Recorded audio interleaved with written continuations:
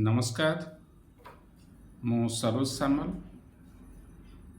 गत किछि दिन भितर मु भारत वर्षर महामहिम राष्ट्रपति भारत वर्षर मान्यवर प्रधानमंत्री भारत वर्षर शिक्षा मंत्री ओडिशार महामहिम राज्यपाल ओडिशार मान्यवर मुख्यमंत्री ओडिशार गणशिक्षा मंत्री एतत् भिन्न भारत वर्षर विभिन्न राज्यर राज्यपाल एवं मुख्यमंत्री मानंकु एक चिठी लिखिछि जे चिठीर सारांश हेउछि जे प्राथमिक विद्यालय रे प्रचलित हेउथिबा नैतिक विज्ञान रे महाभारत एवं रामायण विभिन्न गल्पगुड़ी को स्थानित करिया पाई एहार मुख्य उद्देश्य होछि आज समग्र विश्व रे एवं भारत वर्षे मध्य नैतिकतार अवक्षय घटुछि।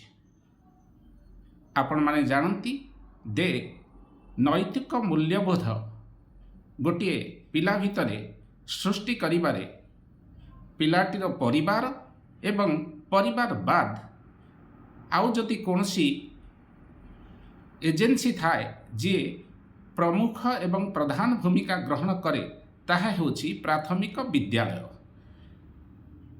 एवं रामायण और महाभारत यह केवल धर्मशास्त्र नुहंती।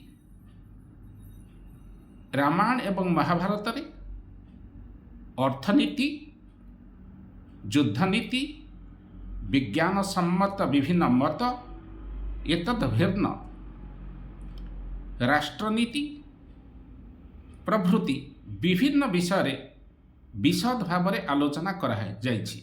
जदि रामायण एवं महाभारतर विषय वस्तु गुड़ी को प्राथमिक विद्यालय स्तर रे नीतिशास्त्र माध्यम रे प्रचलित करा जाए तार व्यापक एवं विस्तृत प्रभाव आमर आगामी वंशधर उपरे पड़िबो। आउ आम देश आज आवश्यक करे नीतियुक्त नीतिवान अर्थनीतिज्ञ नीतिवान वैज्ञानिक नीतिवान प्रशासनिक अधिकारी। तेणु भारत वर्ष रे जो नीति एवं नैतिकतार नैतिक मूल्यबोधर अवक्षय घटी घटी चली जदि प्राथमिक विद्यालय स्तर रे रामायण एवं महाभारतर विषय वस्तु गुड़िक स्थानित हुए निश्चित भाव में ताहा आमर आगामी वंशधर को प्रचंड प्रभावित करिबो।